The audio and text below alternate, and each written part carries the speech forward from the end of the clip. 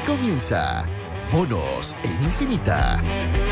Una mirada profunda a la semana política, con el estilo mordaz y descarnado de Camilo Férez y Gonzalo Miller, y la inconfundible conducción de nuestra Connie Stipicic, en directo y en plataformas por la 100.1. Esto es Monos en Infinita. ¿Cómo les va, mis monos queridos? Gonzalo Miller, director del Centro de Políticas Públicas de la UDD, Camilo Férez, director de Estudios Sociales y Políticos de Acerta. ¿Cómo se portaron? Aquí, que no tenemos que confesar o no, estas 2 semanas que no estuvo algo desordenado los monos, pero bien. ¿Algo desordenado? Echamos de menos, Un poquito, ya. Yo no los eché tanto de menos, ¿para qué los voy a engañar? No, sí, sabemos. No, me desconecté, pero maravillosamente, así que bien, súper bien. Súper si bien. querés te contamos nosotros qué ha pasado mientras tú no estás. Ya, cuénteme, porque yo todavía no me enchufo, he estado como reconectando en un loop durante toda la semana, pero han pasado algunas cosas que han obligado un poquitito a poner los pies sobre la tierra rápido. Gonzalo se acordaba recién que la última vez que conversamos de Venezuela, a propósito de algunos inconvenientes que hemos tenido en el último tiempo, él dijo que íbamos a seguir conversando de Venezuela. Bueno, con el gentil auspicio del fiscal nacional de Venezuela, te vuelvo a traer el caso del teniente Ojeda, querido Gonzalo Miller. Oye, sí, toda la razón, aquellos que no querían, el fiscal nacional chileno no quería recibirlos ni por error cuando vinieron a Chile, sí. no darles ni un café, lo que sonó un poco rudo cuando ocurrió, ¿no? Estos 2 fiscales que envió Venezuela a hacerse parte o a conocer los detalles de la investigación en Chile. No sabemos con quién, ahora lo que deberíamos preguntarnos es con quién se juntaron, que la conclusión es que fueron agentes de inteligencia chilenos los que estaban detrás del secuestro y asesinato del teniente Ojeda. ¿Qué más incómodo que un amigo así como Nicolás Maduro, ¿no? Para el gobierno, para todo. Yo creo que la reacción del presidente ha estado bien, la reacción del gobierno en general bien, el silencio del Partido Comunista como socio del gobierno en una semana compleja, difícil de entender, ¿no? Difícil de entender, pero digamos que prudente como en este momento, digamos, porque salir al Partido Comunista ahora a revolverle más el gallinero al gobierno sería bastante más complejo. Claro, que tu supuesto básico, Connie, es que debería salir a defender a Maduro y no al presidente. Me imagino, claro, tiendo a pensar que eso es lo que pasaría. Que el silencio es eso, digamos. Mira, no vamos a defender a Maduro esta vez. Pero no, pues complejo, porque finalmente, de nuevo, le pone una bomba ahí en el Palacio de la Moneda a la Fiscalía venezolana, apuntando ahora a la responsabilidad respecto del secuestro y asesinato de una persona a supuestos agentes de inteligencia chilenos, ¿no? Sí, entonces, ahora es una acusación gravísima. Convengamos. Una inteligencia que en el caso del consenso chileno es insuficiente para lidiar con los problemas que tenemos en lo cotidiano. No veo cómo podría ser suficiente para hacer una operación de esta naturaleza, pero bueno. Ya, pero convengamos cosas que pasan en Narnia. Convengamos nosotros aquí que la acusación o lo que dice finalmente el fiscal nacional es hasta risible, ¿o no? Es un poquitito absurdo, ridículo y claro, lo que pasa es que dificulta las cosas que ya sabíamos que eran difíciles. O sea, Chile nunca ha esperado la extradición de estas 2 personas que están identificadas, ciudadanos venezolanos identificados con nombre y apellido, que se sabe están allá, entre otras razones porque Venezuela no los va a extraditar si es que los agarra, los va a juzgar internamente. Eso es algo que está en la legislación venezolana, digamos. Yo creo que sí, que son descabelladas las declaraciones del fiscal, pero uno tiene que aprender que a este tipo de personajes, por más excéntricos que aparezcan, hay que tomarlos en serio, ¿no? Y lo que está haciendo Venezuela es devolverle la mano a lo que viene, porque Chile está apuntando a la Fiscalía Nacional de Chile. No, digamos, nadie, una institución dedicada a la persecución de los delitos está apuntando hacia Venezuela y, en principio, a un móvil político como las causas del asesinato, secuestro y posterior asesinato del teniente Ojeda. Entonces, lo que hace, digamos, aunque suene descabellado, es devolverle la tuya y 2 más, decirle, mira, en realidad fueron agentes chilenos los que hicieron esto. Porque después lo que viene, la justicia y la fiscalía chilena va a decir, fueron agentes venezolanos. Y va a quedar como en el ambiente de no fui yo, fuiste tú y... En el empate. En el empate. Cosa que, por eso digo yo, hay que tomarse en serio, porque más allá de la lógica del empate comunicacional, la investigación que está realizando la Fiscalía en Chile va apuntando a lo que muchos supusimos desde el primer momento, de que aquí la decisión de que se eliminara, se asesinara, se secuestrara, se torturara en Chile al teniente Ojeda se tomó en Venezuela, se tomó en Caracas y se tomó en el Palacio de Gobierno. Es bien jodido porque ese desempate que se va a tener que producir requiere que el gobierno sostenga algo que una parte bien importante del gobierno, partiendo por el propio presidente, cree, pero que no toda la coalición de gobierno cree. ¿Cuál es? Que estamos no ante un Estado que tiene una deriva autoritaria, sino que un Estado que es abiertamente un Estado dictatorial. Y como tal, por lo tanto, uno debe desconfiar de esa separación de poderes, y cuando alguien te presenta a un fiscal como si fuese autónomo del propio gobierno, debiésemos decir que esa autonomía no es tal. La argumentación que está detrás del desempate, un desempate que además probablemente va a alcanzar un amplio acuerdo en el arco político chileno, es decir, yo creo que en una defensa como esa van a estar de acuerdo el 60% o 70% de la coalición gobernante y toda la oposición. Va a traer incomodidad, ¿cierto?, para quienes no lo creen en el caso de Venezuela y que además incluso lo ponen en duda en el caso chileno, porque no olvidemos que aquí lo que está haciendo el régimen de Maduro es rascar en el mismo grano que rasca en la defensa de Jadwe cuando dice que aquí hay una persecución política, que es decir, que las causas que se siguen en tribunales, que lo que sustancian las fiscalías, ¿cierto?, no es sino una obra de alguien que los está digitando desde el poder político y sobre todo desde la moneda, en el caso de lo que alguna vez deslizó el propio Jadwe, ¿cierto? Porque dijo que además el presidente del Consejo de Defensa del Estado era curiosamente cercano a altísimas fuentes de gobierno que uno miraba, digamos, y no podía sino llegar al propio presidente. Por lo tanto, aquí hay un mundo que efectivamente considera que si es que los gobiernos no son, debieran ser los grandes digitadores de todo lo que sucede en términos de las decisiones políticas y también las decisiones de justicia. Y por lo tanto ese mundo va a quedar tremendamente incómodo con la justificación obvia que va a tener que hacer la Cancillería, que va a tener que hacer el gobierno, de manera más o menos explícita respecto de por qué no es un empate cuando el sistema de persecución penal en Chile sustancia una tesis, no es equivalente a cuando lo hace la misma institucionalidad en el caso de Venezuela. Y la única diferencia posible es decir, se trata de dos estados completamente distintos y ahí está probablemente ese elefante en la sala que en algún minuto va a tener que asomar. Ahora, pero Chile tiene una ventaja en ese juego, creo yo, porque aquí tenemos que referirlo todo esto al tema interno, más allá del destino que tengan las relaciones diplomáticas con Venezuela, que corren por un carril distinto y que generan mucho desorden en otra dimensión, en la dimensión de los expulsados, de los problemas migratorios, del crimen organizado, el Tren de Aragua y una larga lista, etcétera.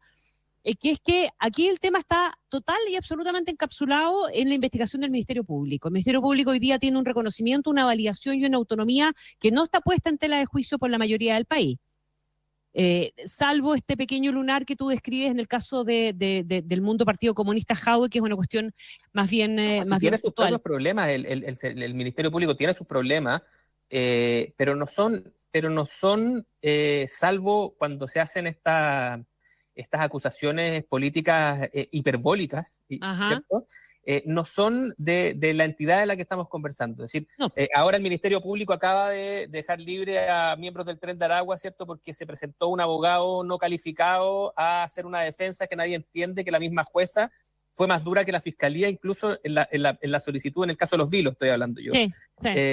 La jueza fue mucho más extrema que la propia fiscalía respecto de cuáles van a ser los pagos que tenían que hacer para poder salir.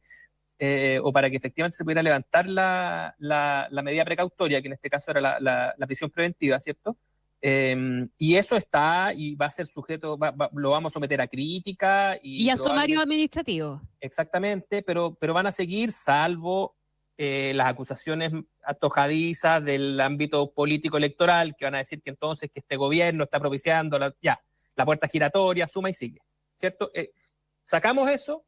Y aquí sí hay críticas, el Ministerio Público está lejos de ser un ente que está ajeno de crítica. Desde que se le caen las carpetas de investigación cerca de los diarios hasta este tipo de cosas.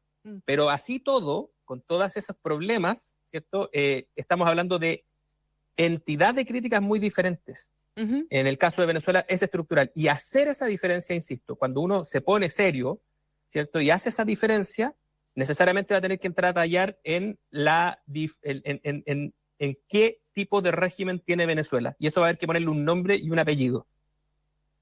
Y eso sí tiene una cierta causticidad política dentro de la coalición de gobierno. A lo que apuntaba yo un poco también es que cuando el Ministerio Público llegue a alguna conclusión, porque se ha avanzado mucho y hay cierto secretismo, obviamente, porque hay partes de la investigación que son reservadas, pero a mí no me cabe ninguna duda que más temprano que tarde el Ministerio Público va a sacar una cuestión más definitiva respecto de a qué llegó. ¿Qué fue lo que concluyó respecto del teniente Ojeda hasta donde pueda llegar? Porque el Ministerio Público no puede meterse en Venezuela e investigar en territorio venezolano, eso es un hecho de la causa. Cuando llegue a esa conclusión, yo me imagino que no va a ser muy distinta de la que conocemos hoy día y que decía Gonzalo, ¿verdad? Lo que todos pensamos desde el principio. Este fue un tema orquestado desde Venezuela, más allá de si es capaz de decir quién dio la orden o no, y es un poquitito lo que ya ha avanzado el fiscal Barro. Cuando eso quede instalado, Chile ya va a tener su versión de la historia, más allá de lo que diga o opine el gobierno. Sí, pero yo creo que aquí, ahora saliendo un poco de lo meramente judicial, ¿no? De la investigación que lleva el fiscal Barro y como decía muy bien con el necesario secretismo, ¿no? Bienvenido que no hayan recibido siquiera a los fiscales venezolanos, ¿no? Que se querían juntar con el único preso, además, si el No, petitorio de los fiscales era insólito. y querían conocer los detalles de la investigación. Claro, hace nomás, Pero obvio. el gobierno, desde lo político ahora, ¿no? El gobierno tiene que empezar a tomarse en serio la tesis de que aquí hubo una agresión internacional. De aquí hubo una decisión de un gobierno extranjero respecto de realizar una operación de secuestro y asesinato de un disidente en Chile. El gobierno de esa entidad tiene que empezar a darle sustancia con decisiones, con acciones. Y uno de esos caminos, creo yo, que a pesar de lo incómodo que es, a pesar de lo inseguro que es también, es la multilateralidad. O sea, escalar no solamente al buen deseo de la institucionalidad de la dictadura venezolana, la cooperación para ubicar a estas dos personas o para colaborar con la investigación, sino que ir a los organismos multilaterales y exigir, ¿no? O exigir pronunciamientos respecto de la necesidad de justicia, de cooperación y todo.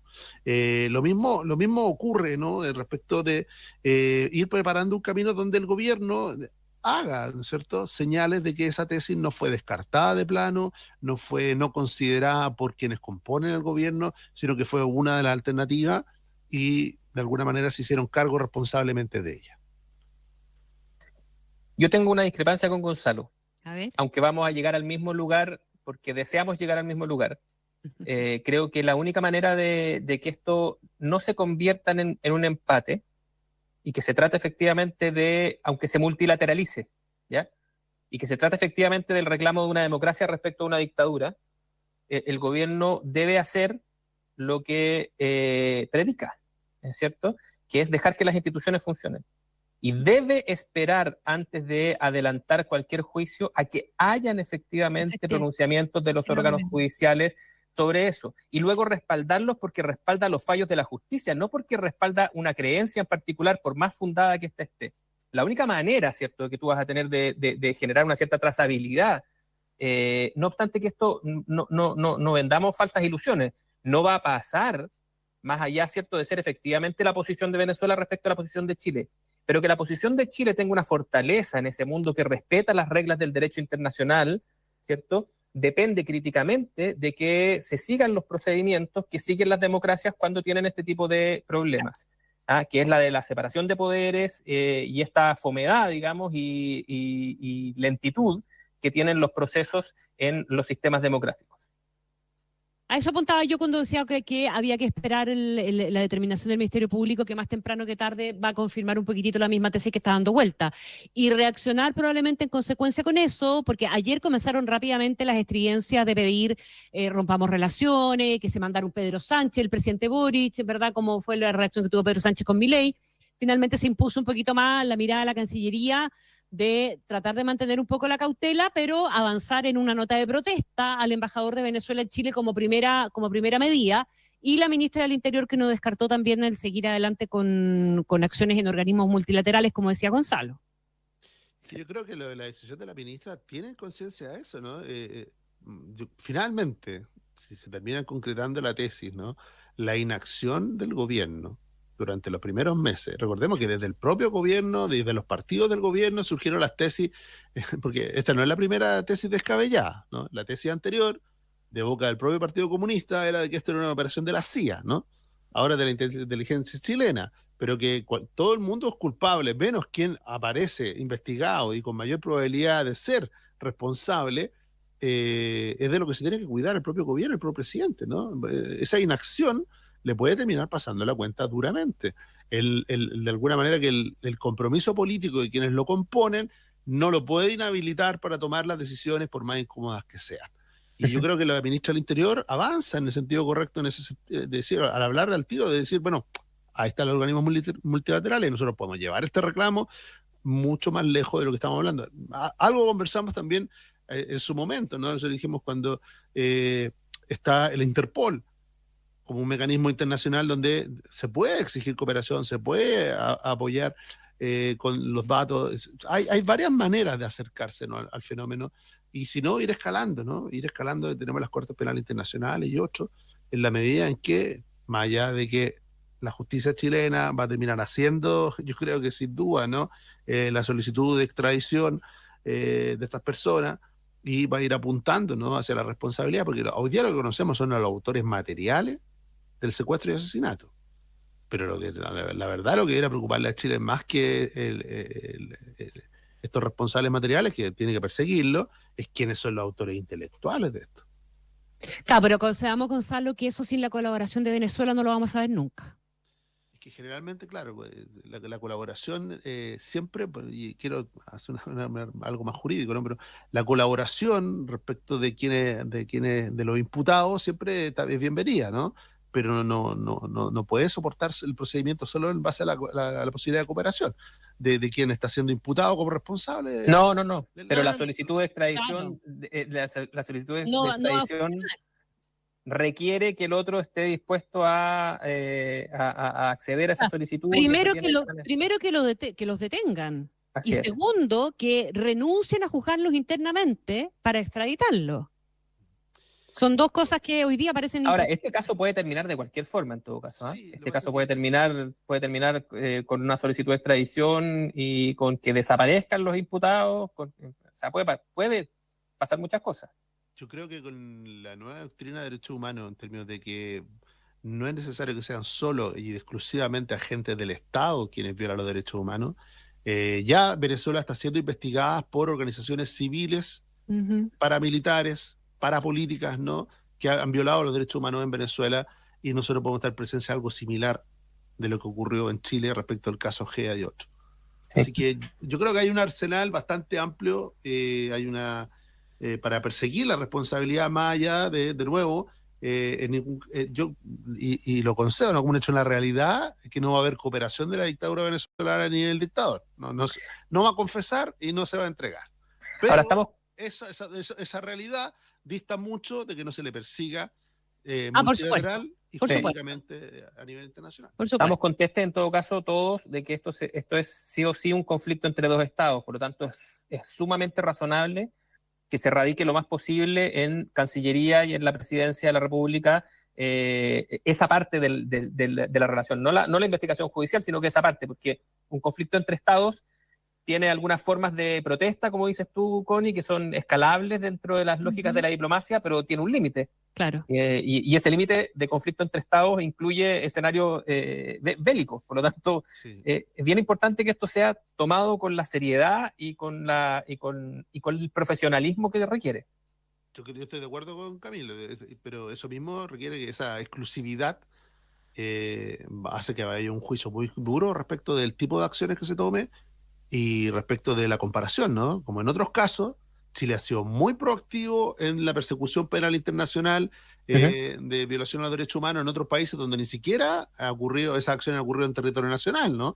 Y resulta que aquí, ante una situación similar, estamos esperando. Y no ha roto relaciones. Y la lógica sigue siendo exactamente la misma. Yo me imagino que te refieres al caso con Israel. Y no ha habido ruptura de relaciones. Entonces, hay una lógica detrás de la Cancillería acciones que no han existido en equivalencia respecto al caso GEA. Ese es el punto. La convicción personal del presidente respecto de ese caso lo ha llevado a tomar acciones. A mí me cuesta la En comparación que cambio- estáis en haciendo, cambio, La Gonzalo. convicción personal Mm. del presidente en este caso no lo ha llevado a tomar Sí. en equivalencia a la misma acción. Está bien, pero me cuesta la comparación, fíjate. Creo que son casos de naturaleza bien distinta. Sí, pero y además que ahora sí que la nota de protesta, me Pero refiero que lo que la puede ser solicitud, distinto es la cantidad de víctimas. ¿Ah? Pero respecto de una decisión estatal, la persecución, la violación de derechos humanos, la comisión de esos actos, obvio que si al final del día terminamos con la tesis de que es el gobierno no, está bien, venezolano. pero solo tú estás poniendo la tesis de que este es un caso de derechos humanos. Existe equivalencia en el sentido de que en ambos casos la Cancillería, teniendo un juicio crítico respecto a lo que está pasando, está adoptando incrementalmente medidas diplomáticas, ¿cierto?, que no incluyen de buenas a primeras, ¿cierto?, el amurrarse y retirar, y cortar relaciones, por distintas consideraciones que son de la lógica de la diplomacia. ¿Sí? Lo que pasa es que nosotros tenemos además países en ambos casos, ¿cierto?, que son más estridentes en sus decisiones y que efectivamente toman estas que parecen desde el punto de vista político mucho más fuertes, pero desde el punto de vista práctico y luego también político, porque la política también es un asunto práctico, además de muchas otras cosas, ¿cierto?, son bastante más inconducentes. A eso me refiero, digamos, de que hay una cierta línea de la Cancillería en términos de cómo está resolviendo sus conflictos con otros estados. Yo les quiero hacer Gonzalo, primero, tu fanaticada está diciendo que te escuchas un poco despacio. Trata de subir el volumen. La garra blanca que escucha infinita. Claro, la garra blanca está reclamando que Gonzalo se escucha mal, que el pollo se escucha mal, de hecho, entre otros. Déjeme hacer un link y probablemente vamos a hacer el corte y vamos a volver sobre el tema, porque Venezuela era ni más ni menos el país al que estuvo a punto de irse de visita en su momento, antes de ser formalizado, el alcalde de Recoleta, Daniel Jadue.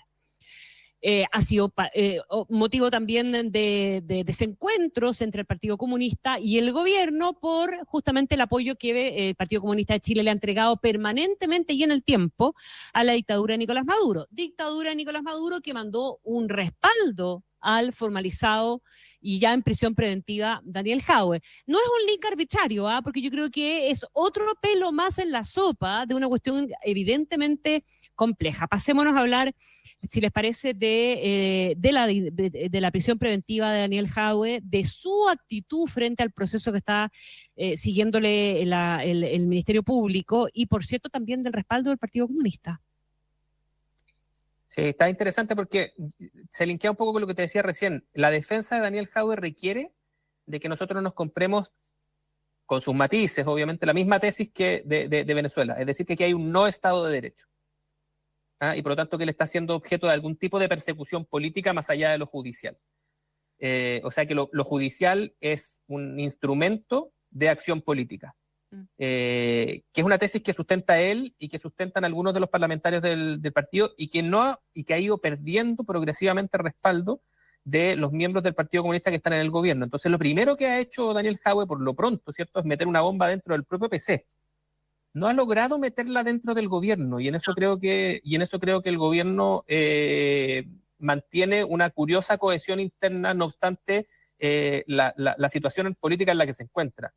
Pero lo que hace Daniel Jadue, ¿cierto?, requiere, salvo de que uno sea muy poco prolijo en sus argumentaciones, que es algo que sucede todos los días en política y en el Parlamento sucede a raudales, requiere, ¿cierto?, que uno se compre la tesis de que estamos frente a un no Estado de Derecho, a una no democracia, que es la única forma entonces de justificar todo lo que sigue, de que es posible, ¿cierto?, sustentar de que a él pueden estar tomándosele buenas o malas decisiones desde el punto de vista judicial, pero que las motivaciones de ellas están dentro del proceso que se sustancia en el Poder Judicial y no en otras sedes, como podría ser la moneda en este caso.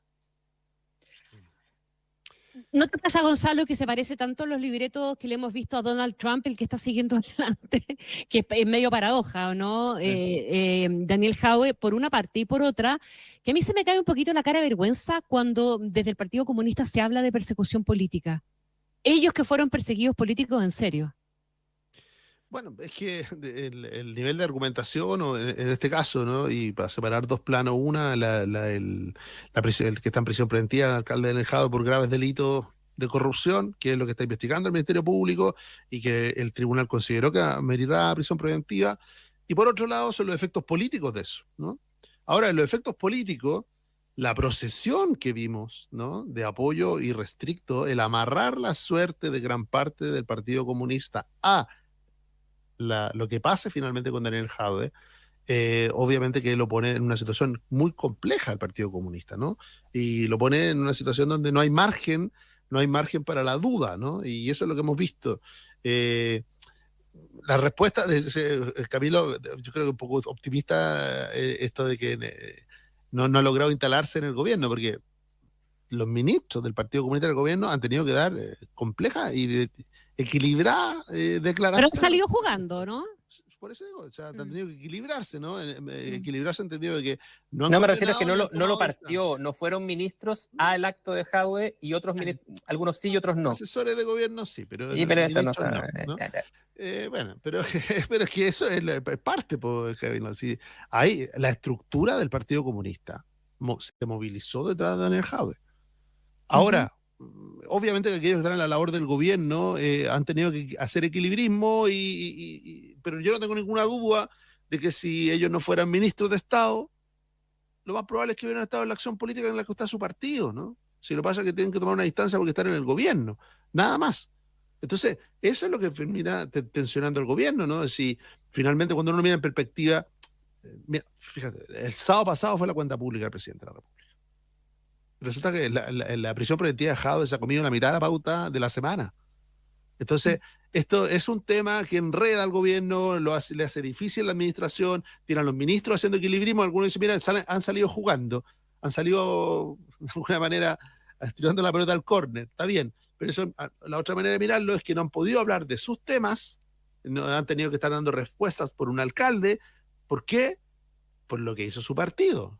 Si su partido no hubiera hecho esa procesión, lo más probable es que quizás los ministros no sin duda hacerse cargo de lo que le pasaba a un alcalde, ¿no? Sin duda, pero esas son las preguntas que han tenido que responder. Yo creo que en el hecho de que no se hayan presentado y que no hayan asistido, digamos, a ninguna de las procesiones ni públicas ni más privadas del Partido Comunista respecto al tema Jadwe, hay una decisión.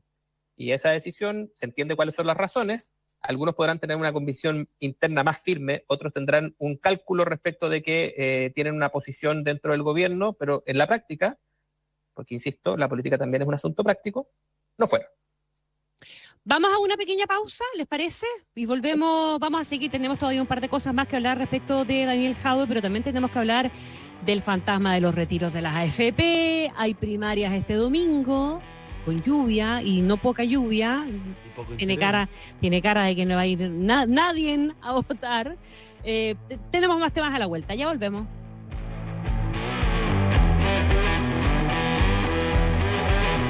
Escuchas Monos en Infinita con Connie Stipicic, Camilo Férez y Gonzalo Miller. Pausa y ya volvemos. ¿Sabe qué tiene en común este picante de guatita? Con mi curanto a la olla que tengo listo para recibir a mis parientes. Con mi caldillo congrio que levanta muertos. Con un buen ceviche de atún de mi querida isla. Con el chumbeque que hice para la colación de mi hija. Con este calentito charquicante papa chilota. ¿Sabe qué tiene en común? Que todas están preparadas con esa energía que nos une en cada rincón de Chile. Gasco, energía que transforma. En Principal, nuestra expertise en asset management y presencia en los mercados financieros más importantes del mundo nos permite ofrecer una plataforma global de inversiones. A través de nuestra plataforma internacional podrás invertir en el extranjero, accediendo a instrumentos sofisticados y especializados de diferentes zonas geográficas y las últimas tendencias del mercado, de la mano de reconocidos managers a nivel mundial. Conoce nuestros fondos internacionales en principal.cl. Principal, experto global en inversiones. La rentabilidad es fluctuante, por lo que nada garantiza que las rentabilidades pasadas se mantengan en el futuro. Los valores de las cuotas son variables. Llegó el Cyber Universal Assistance con un 2x1 para que viajes protegido. Solo disfruta de tus vacaciones. Con Universal Assistance no estarás solo. Operación de urgencia, accidente, urgencia dental o una pérdida de maleta tienen costo cero con la asistencia integral de Universal Assistance. Aprovecha nuestro 2x1 y hasta 12 cuotas sin interés con todos los bancos. Universal Assistance. Tu viaje es tu viaje y nosotros lo protegemos. Más información en universal-assistance.com o con tu agencia de viajes. ¿Cambiar la tele o ver las mejores atracciones de Milán? Extendimos el mejor evento para viajar. No te pierdas ofertas a los mejores destinos, códigos de descuento adicional y hasta 12 cuotas sin interés. Reserva tu hora y planifiquemos juntos tu próximo viaje. Para más información de campaña y promociones, ingresa a viajesfalabella.cl. Parece que es lejos, pero no tanto. Bienvenido a Lonquimay, tierra de volcanes, senderos únicos, araucaria y calidad de vida. Sí, porque en este rincón de Chile también se pueden encontrar las viviendas definitivas que construyó el MIMBU con el plan de emergencia habitacional. Porque cuando se construyen cambios, se construyen sueños. Conoce más sobre el plan de emergencia habitacional en www.mimbu.cl. Ministerio de Vivienda y Urbanismo. Gobierno de Chile. Infinita es mucho más que radio. Todo lo que te sirve, te informa y te sorprende lo tenemos las 24 horas del día. Infinita.cl. En Infinita vivimos la experiencia multiplataforma. Estamos en Facebook, Twitter, Instagram, YouTube y Spotify. Programas que no solo puedes oír, también nos puedes ver desde nuestros estudios en una calidad que no tiene competencia. Es Infinita por la 100.1 e Infinita.cl y todas sus plataformas. Infinita, palabras con poder. En Infinita te acompañamos las 24 horas. Son las 8:33 minutos. Estamos de vuelta con Monos en Infinita, junto a Connie Stipicic, Camilo Férez y Gonzalo Miller.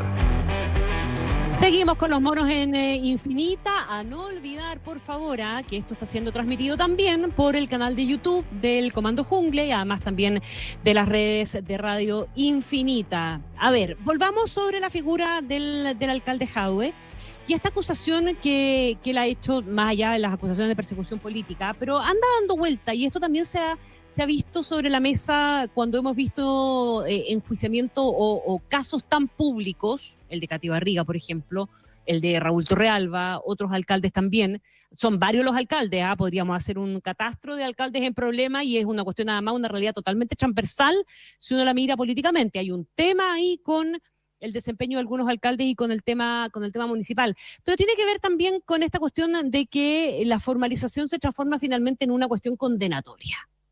Y ese es un debate que no es nuevo, no solo lo ha puesto Jadwe del Partido Comunista respecto de él, sino que lo hemos visto, insisto, también en el caso de Katy Barriga y otros casos más. A la larga, ¿hay algo de eso también o no? ¿Dónde está la falla? Hoy día se lo preguntamos al ministro Cordero, que es lo que él creía que pasaba en definitiva. Y tiene que ver también con un tema con un tema mediático, por cierto, pero ahí puede haber también una cuestión de parte del Ministerio Público, ¿no? Mira, hay uno de los principios de la reforma de la publicidad, ¿no? Claro, y la transparencia. La publicidad, entendámoslo bien, es que sea público, ¿no? Que el proceso sea público, todos tengamos acceso a la misma información. Y eso es así. Bueno, de hecho, por eso es transmitido por el canal, hay un canal del Poder Judicial, ¿no? Sí. Para asegurar que cualquier acción de investigación pues, esté abierta, ¿no? Al juicio de la ciudadanía.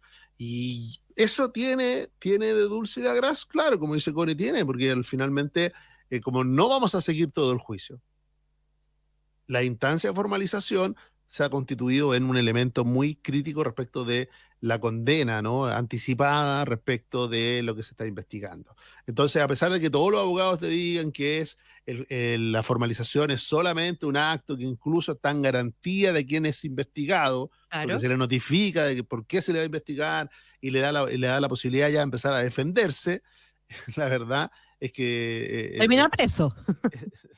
Sí, pero no termina preso por la publicidad. No, Es por prisión preventiva y la jueza lo explica y da fundamento de por qué esa prisión preventiva tiene sentido en su opinión, ¿no? Y más que su opinión, en derecho, ¿no? Que es como ella expresa su opinión, ¿no? Siguiendo el derecho. Y le da curso a la opinión preventiva. ¿Por qué? Porque primero, se ha hablado mucho, ¿no? Son 5 los delitos, ¿no? De manera reiterada, o sea, es la gravedad, la reiteración, y en general todos los alcaldes en situaciones similares, todos han ido a prisión preventiva, ¿no?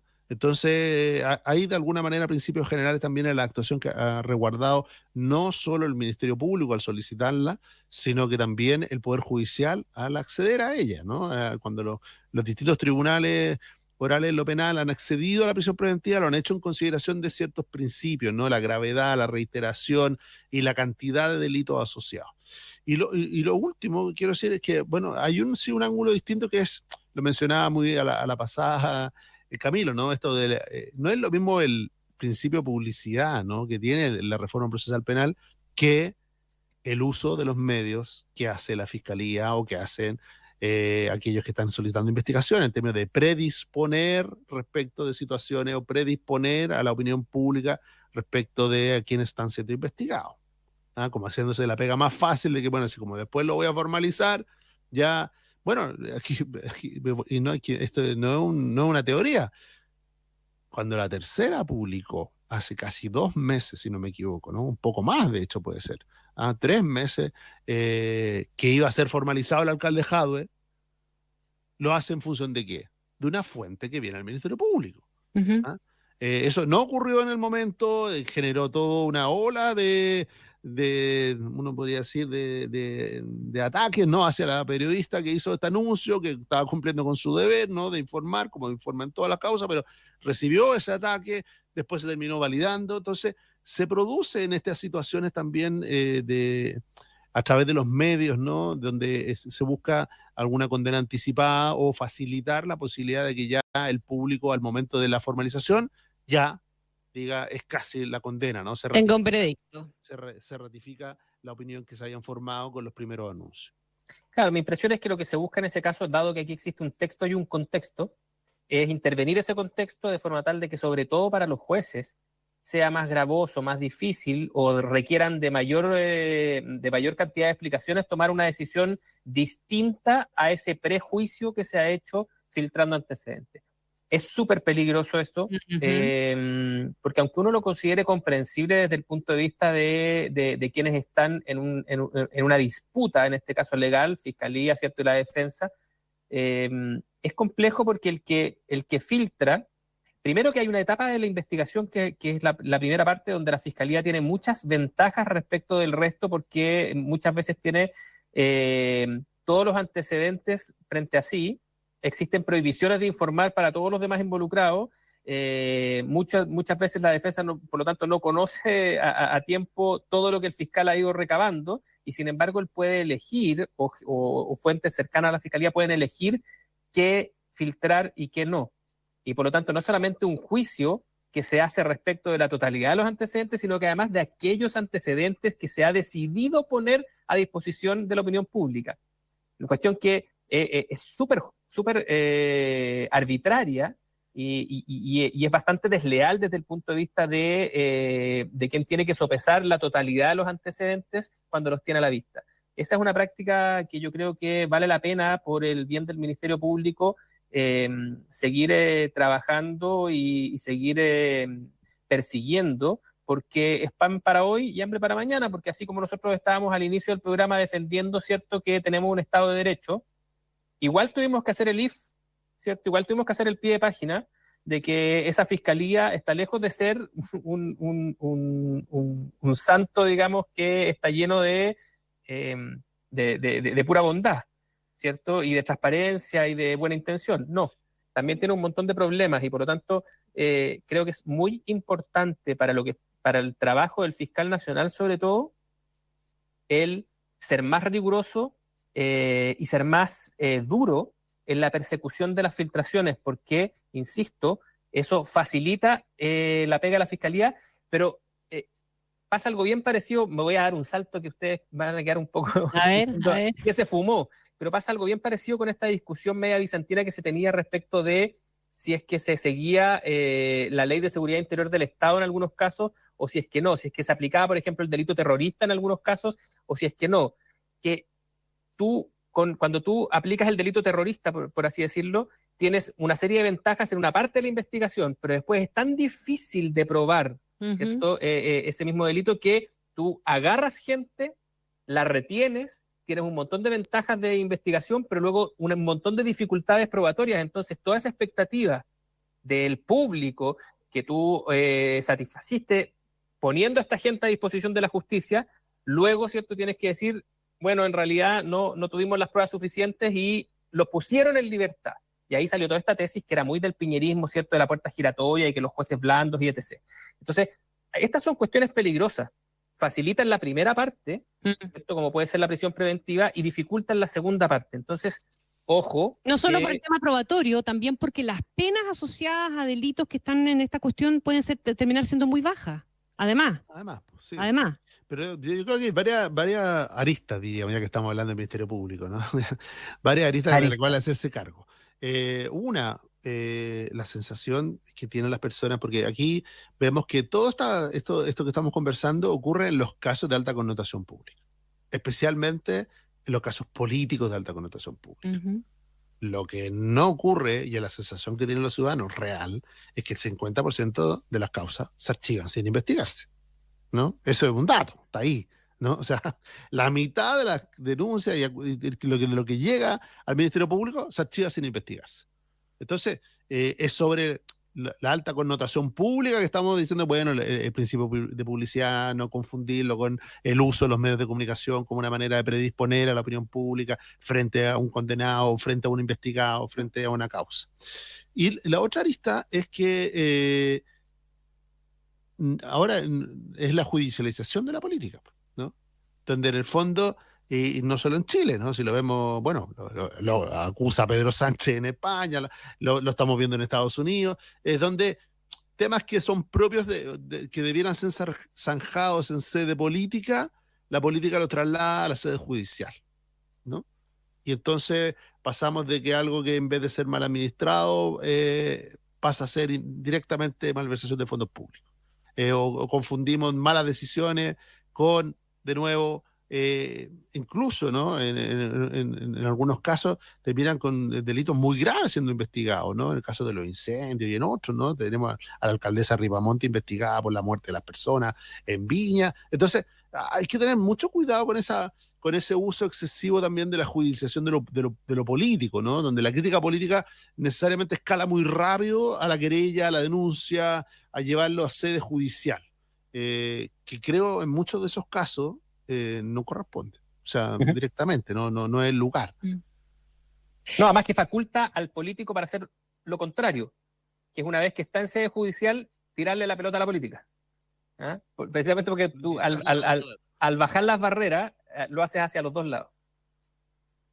Ya, los voy a cambiar de tema violentamente. Terminó la veda legislativa para los retiros de fondos de pensiones y, sorprendentemente, desde uno de los partidos del oficialismo, el PPD específicamente, están levantándose voces que están exigiéndole al gobierno o reforma o retiro.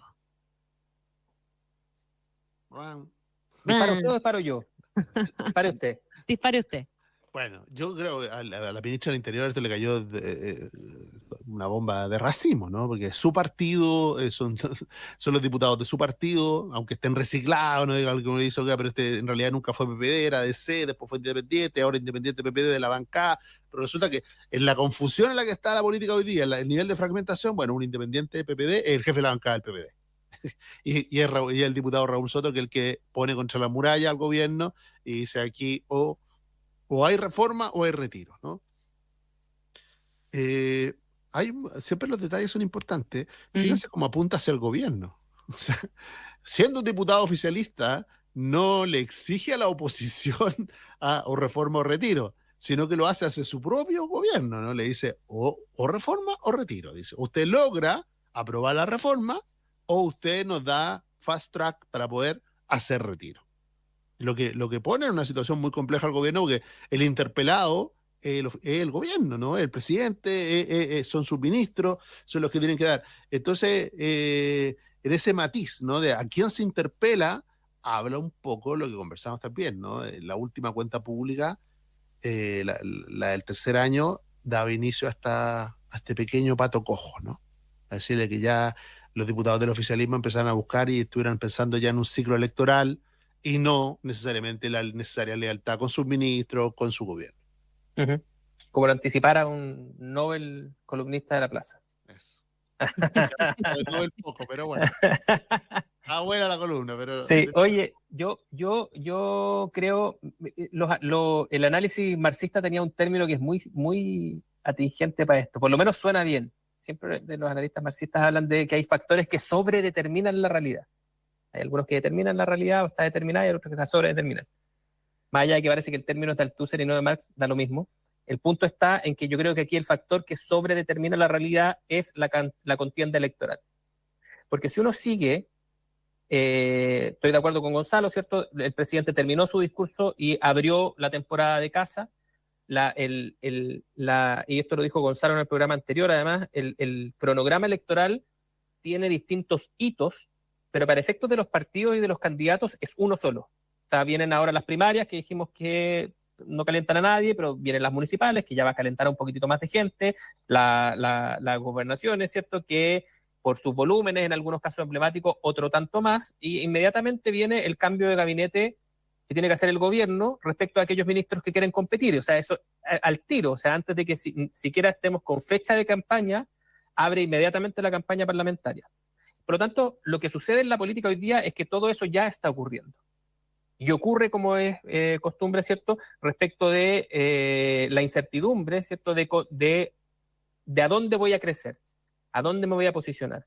Lo que hacen los parlamentarios del PPD en este caso es impresentable, o sea, que yo estoy con la ministra del Interior con todo su enojo, es razonable, no solamente porque sean de su partido, sino porque además es impresentable desde el punto de vista del tipo de argumentación que siguen, porque además, pero no es nada nuevo. Cuando se argumentaron en los anteriores retiros, todos los parlamentarios que votaban y que en teoría debían pensar algo diferente, sea porque creían en el sistema de capitalización individual, sea por lo que fuere, siempre decían, y hoy día lo explican de la misma manera, que lo hacían porque el gobierno no estaba dando las ayudas suficientes. O sea, de nuevo la pelota era, o el gobierno entrega las ayudas suficientes o nosotros nos vamos a ver poco menos que obligados a soltar los retiros, cuando en realidad lo que querían era salir ellos con plata a la calle para sus votantes. Y eso es lo que está detrás. Es una manera absolutamente desembosada de estar del lado del PAN y del circo en esta contienda electoral. Lo están liderando ahora los parlamentarios del PPD, además probablemente porque ellos también no tienen mucha certeza de cómo van a estar organizados dentro del gran mapa del oficialismo respecto de la próxima elección. No saben si van a ser absorbidos, digamos, y el presidente no lo terminó de zanjar en la cuenta pública. No saben si van a ser absorbidos, digamos, por un alma o por otra. Si van a estar del lado positivo de la historia o del lado negativo, y por lo tanto se adelantan y le ponen esta prueba al gobierno, esta prueba que además los deja del lado insisto, del PAN y del circo. Ese es el factor que está detrás de esta discusión y de muchas otras. Si ustedes empiezan a mirar, los descuelgues desde el mundo parlamentario están siendo cada vez más. Los conflictos que tienen con el Ejecutivo están siendo cada vez más, y eso habla solo de que ya dejó de tratarse del gobierno, ¿cierto? Y se trata de la próxima elección. Y el gobierno en esa disputa es un dato, y es un dato incierto. No saben si ellos están del lado del 30% del presidente o no. No saben si el presidente, como alguna vez lo hizo Ricardo Lagos, con la disputa entre Alvear y Bachelet, va a tomar una decisión o no. Y por lo tanto, están tratando de subirse arriba a un cajón de manzana, como es este caso el de los retiros, y muchas otras disputas que tienen con el gobierno. Ese es el escenario que vamos a vivir de aquí en adelante. Y te agrego algo más. Yo creo que en un tercer nivel, los diputados hoy día leyeron del discurso presidencial y de las actuaciones de la ministra del Trabajo de que el gobierno se está alejando de la tesis de encontrar un acuerdo para lo previsional y que más bien va a forzar un no acuerdo para encontrar culpables de que no tengamos una reforma previsional y para no ser responsables de no tenerla. Y en esa lógica, a los diputados no les va a llegar de vuelta del Senado nada previsional y por lo tanto se van a subir sobre este carro. O sea, ahí están puestos los incentivos, además de uno que es bastante más obvio, que es que se acabó la veda, como decías tú, y que ahora se puede empezar a discutir al respecto. Oye, solo por tirar un hilo nomás, Connie, respecto de esto de la reforma previsional, que el presidente, dentro de las señales que dio, era que la necesitaba y le puso urgencia, incluso habló creo yo, en mi opinión, equivocadamente una vez más, de que era inmoral no tenerla. Porque uno dice, bueno, lo lleva al plano de la moral, perfecto, presidente, usted hace 3 años atrás no la votó. No quería que hubiera. No, ahí era moral o no era moral. Por eso que el plan de la moralidad tiene que usarlo con mucho, mucho cuidado. Y en este caso creo que el presidente se equivocó cuando lo usó. Pero le puso urgencia, ¿no?, a la reforma previsional. Pero la lectura que hay es que los diputados no ven esa urgencia o no la ven la reforma. Y por eso que dicen aquí tenemos una alternativa que son los retiros, ¿no? Y los retiros sí tienen que ver con lo electoral, abiertamente. Y con lo moral también, pero de eso no hablamos. Sí, a ver, con lo moral obviamente tienen que ver y con los contextos, ¿no? O sea, la legitimidad social que tuvieron los primeros 2 retiros no existe. Ya no existió para el 4.º retiro. Y la evidencia del desastre que provocaron. No, dejó de ser una amenaza y pasó a ser una realidad. Pues, o sea, claro. Ya no había que explicarle que iba a generar inflación y que por lo tanto esos retiros que usted recibe el 10% después lo pagamos todos, ¿no? Con inflación. Bueno, está bien, estoy de acuerdo con todo eso. El punto es de que ellos siguen mirando los retiros como una herramienta electoral, ¿no? Como algo que rinde electoralmente. Yo creo que pueden estar, no creo que estén tan en lo correcto, ¿no? Quizá todavía queda residualmente un ambiente pro retiro, tiene que ver con el uso, las necesidades siempre son muchas, los recursos escasos, ¿no? Nunca vienen mal una platita, pero nos lleva a un mundo que es complejo, porque entonces la última elección presidencial en Argentina, nosotros la miramos con una distancia, ¿no? De esto con el plan Mi Platita, donde el ministro de Economía repartía plata directamente en las provincias a las personas, ¿no? Y uno decía, esto se llama cohecho aquí y en cualquier parte. ¿Y cómo llamamos esto? ¿Ah? Un retiro, promover un retiro sin un contexto de necesidades, sin un contexto extraordinario. Es escandaloso. Por eso digo, es plata de campaña, es plata de campaña. No, pero además no tienen, mira, de todos los chilenos. Tomemos, hagamos tan lejos de ese populismo argentino o hagamos una maldad electoral, ¿no? Tomemos uno solo de los que anunciaron los retiros ahora con la banca del PP. Tomemos al diputado Soto.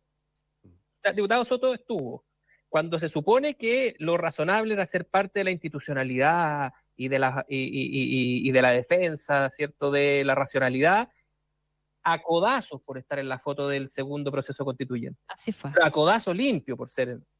Luego, ¿cierto?, fustigó al gobierno por populista y ahora están los retiros. O sea, perdóname, si lo que pasa es que uno, está bien que el electorado, nomás. Claro, que el electorado no tenga memoria, pero al menos algunos de los comentaristas tenemos.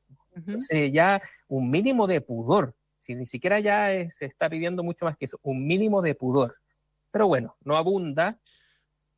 Bueno, lo de los retiros, yo creo que ya tensionó al oficialismo el año pasado, recordemos, cuando decimos que terminó la veda es porque el año pasado se votó un retiro, fue rechazado, ¿no? Tiene que esperar un año. Pero al gobierno se vio muy tensionado con esos retiros y todo indica que parece que ya está listo el proyecto y se va a forzar la votación de ese proyecto, ¿no? Y obviamente que la diputada Carol Cariola, como presidenta de la Cámara, va a tener ahí que hacer malabares para ver cómo administra, ¿no? Y lo que esperamos no sea una raíz creciente de populismo electoral al interior de la Cámara. Ya, nos quedan 5 minutos, querido Gonzalo, querido Camilo. Hablemos de las primarias de este domingo. Primarias que vale la pena resaltar algunas cuestiones importantes. No son con voto obligatorio. Ojo que hay gente que tiene la idea de que son con voto obligatorio. No son en todas partes, son solamente aquellas partes que se inscribieron para ir a primaria porque los partidos, por distintas razones, algunos porque no pudieron ponerse de acuerdo y otros porque, bueno, da lo mismo, Gonzalo nos podrá hacer un buen resumen de las razones. Y por lo tanto hay que estar informado de si en mi comuna hay y si efectivamente me interesa o no me interesa participar de esa primaria. Están mal aspectadas, digámoslo así, mal aspectadas en términos de convocatoria y de la real incidencia que tenga el resultado, ¿no? Yo creo que sí, con un matiz. Las comunas de opinión pública tiene toda la razón, Connie. O sea, no hay atención, no hay tensión dramática, no hay un riesgo y además por eso que elementos como va a llover el domingo se transforman en aterradores para los pobres candidatos, ¿no? Pero eso no ocurre en muchas otras comunas donde sí, recordemos, yo me diría casi el 70% de nuestro país, la municipalidad no solamente es el órgano que está en primera línea del servicio a los vecinos, sino que al mismo tiempo es quizá la institución de mayor importancia que tienen, ¿no? Es el Estado en el fondo para ellos, y en algunos casos incluso es la empresa más grande que hay en su comuna, si uno lo mira desde todas las perspectivas. Y por lo tanto hay muchos elementos movilizadores, ¿no? En las comunas más pequeñas, y es un problema de los grandes centros urbanos donde sí el voto es voluntario, y está bien que sea voto voluntario porque son primarias, estas son primarias, digamos, legales, pero son decisiones de los partidos, digamos, y de hecho hay algunas comunas donde hay 2, 3 candidatos de un mismo partido que van a ir a una primaria, ¿no? Hay otras donde compiten partidos distintos de una misma coalición, hay otros, y así, hay muchos ejemplos distintos de que por qué, y yo creo que sí resaltar que está bien que se utilicen las primarias, ¿no? Yo creo que quizás no tienen todos los sexy que tuvieron en algún minuto se habló del efecto primaria, ¿no? Es decir, que ganar una primaria le daba como un cohete, dicen en ciencia política, es decir, un efecto ganador, ¿no? Que terminaba empujando a esos candidatos y dándole una primera opción. Eso no ocurrió el 2021, al menos para la mayoría de las primarias, las personas que ganaron primaria no tuvieron un buen desempeño, salvo casos muy excepcionales como el propio Cristóbal Lira en Lo Barnechea, que ganó una primaria y terminó siendo elegido, pero en una situación bastante excepcional, ¿no? En la mayoría de las personas que ganaron primaria, no en todas, y de hecho en la mayoría, no tuvieron tan buen desempeño, quizá producto de lo mismo, del bajo interés. Se habla mucho de la participación, pero se participa poco, ¿no? Se dice que qué importante es la participación, pero bueno, a la hora de votar, hay mucha gente que encuentra una buena razón, el frío, la lluvia, como para no hacerlo. Claro. Yo creo que en este caso solo por esta vez, voy a argumentar desde el deber ser. Yo creo que no hay que pegarle a las primarias solo por el hecho de que no convoquen suficiente gente, porque siguen siendo un buen mecanismo de resolución de una controversia dentro de ciertos márgenes. Las primarias son mejor que la mayoría de los otros mecanismos que se tienen para resolver diferencias entre coaliciones o entre partidos respecto a quién es el candidato. Además tienen una serie de mecanismos que evitan que el perdedor después salga a competir por fuera, y un montón de cuestiones que son probablemente la cara más nefasta, puede ser más entretenida, pero más nefasta de la política, ¿de cierto? Donde el que gana es el que hace el golpe más fuerte. Mira, por ejemplo, si es que voy a juntar los dos temas de los cuales estábamos conversando, la judicialización de la política, ¿cierto? Que hay fundadas sospechas de que se utiliza con este tema de la resolución de las controversias a través de mecanismos democráticos. En el caso de Las Condes, hubo un golpe, ¿cierto? Un golpe de una candidata por hacerse de la nominación. Fue un golpe efectivo, entretenido, llenamos un montón de páginas con eso, pero ojo que mira, si uno se acuerda de ese momento, la que entonces era la candidata, que era la alcaldesa en ejercicio, estaba siendo acusada de todo tipo de cuestiones frente a todo tipo de tribunales de toda especie. Y resulta que cuando se resolvió la controversia, a través de un golpe, se acabaron esos problemas, se acabó la cobertura de esos problemas, se acabaron esas acusaciones. Entonces uno tiene la legítima sospecha de que, aunque no tengo pruebas, tampoco dudas, de que había una tremenda motivación política detrás de eso. Y esa es la mala forma de resolver el problema. ¿Te fijas o no? Incurres en en las dos faltas, en el abuso de poder o en el matonaje político, ¿cierto? De imponer una candidatura a través de herramientas poco democráticas, y además en el ejercicio o la utilización de mecanismos extrapolíticos para ayudar a tu causa. Entonces yo creo que las primarias, aunque vaya poca gente, aunque sean voluntarias, siguen siendo el mejor mecanismo, el más civilizado, y aunque sea fome, yo voy a estar por el lado de las primarias. Ya, yo tengo mis dudas si es el mejor mecanismo cuando no logran tener al menos un nivel de participación mínimo, ¿no? Porque finalmente se presta para que un acarreo, para que ir a elegir al rival más débil en otro caso, ¿no? Puedan provocar. O sea, cuando vota tan poca gente, de repente mover 1000 personas te cambia el mapa. Y lo hemos visto en primaria, sobre todo a nivel local. Pero en Las Condes no movieron a 3 diarios. ni siquiera No, más 1000 personas. Está bien, pero tú pones un ejemplo distinto, Camilo, pero estoy tratando de ver lo de la lógica de la primaria, ¿no? Por decirle como, ¿por qué se ha ido perdiendo el efecto que tenían las primarias? El efecto político, ¿no? El efecto como de una persona ganaba una primaria y queda como casi como primera opción de triunfo, un gran Pero es por respaldo un tema de ciudadano, tamaño, pues, Gonzalo, si la van a tener para la presidencial. Si hay primarias presidenciales, van a ser súper entretenidas, van a tener un montón de participación y se van a decidir grandes cosas detrás de ellas. Lo que pasa es que en cada una de las comunas, claro, cada primaria es una realidad. Claro, y que no hayan todas. Ahora, porque uno diría, bueno, la sugerencia de la Argentina, que haya primaria obligatoria. O sea, que, gracias. Que si tú no pasas por una primaria, no puedes ser candidato a la elección general. Está ahí, ¿no? Está ahí respecto. Es el 2.0 de la obligatoriedad. ¿Para qué paso? ¿Para qué estamos hablando, no? Porque ahí es con voto obligatorio y además te obligan a participar. No sé, yo la miraría en principio no me gusta como modelo, pero es una alternativa respecto de si tenemos finalmente el uso de primarias que generan escasa participación, ¿no? Donde 1.200 personas terminan eligiendo a quién va a ser un candidato. Entonces tú dices, bueno, ¿qué sentido tiene? ¿No? ¿Cuál sería el número mínimo, no sé, Peñalolén, por ejemplo? Hay primarias en Peñalolén. O ponme tú otro ejemplo. ¿Qué es aceptable? Me cuesta imaginar a mí que... Yo lo pondría en porcentaje. Yo en una primaria no participa al menos, mínimo, un piso del 5% del padrón, estamos en problema, ¿no? Yo creo que el promedio en general está por debajo del 10%. Entonces estamos hablando entre el 5 y el 10. No es mucho el margen que nos queda, ¿no? Entre tener una primaria razonable y tener una que dramáticamente puede ser...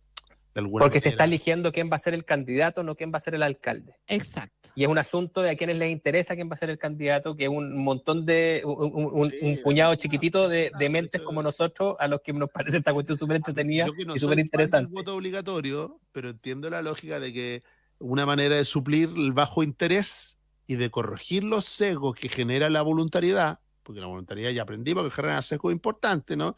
O con voto voluntario habríamos tenido un plebiscito muy distinto el 2022, el 4 de septiembre. Sí, pero es que no es lo mismo el plebiscito que la primaria. Aquí nos vamos a enfrascar, se nos va a ir el programa, ya se nos fue. Pero no es lo mismo. La primaria es un asunto para hay un elemento, y para dejarla abierta, porque la podemos tratar la próxima semana, que nadie le ha metido el diente. Nosotros estamos preparando un estudio, a ver si lo tenemos luego para debutar aquí en el Mono en Infinita, que estamos todos hablando de la elección municipal, y esta elección municipal es la primera elección de verdad con voto obligatorio. Sí, pues. Y el fenómeno voto obligatorio, que nos desconcertó en las dos anteriores, lo estamos dando como un supuesto básico que aquí no va a generar ningún efecto distorsionador, ¿no? No, pero no me cabe duda que sí. Entonces, el nivel de incertidumbre de estas elecciones municipales es muchísimo mayor que en las últimas 3 elecciones. Señores, pasadísimos de la hora. Un abrazo enorme, buena semana. Nos encontramos el jueves, nos repetimos el domingo a las 10 de la mañana. Que estén bien. Un abrazo grande. Chao, chao. Muy bien. Chao.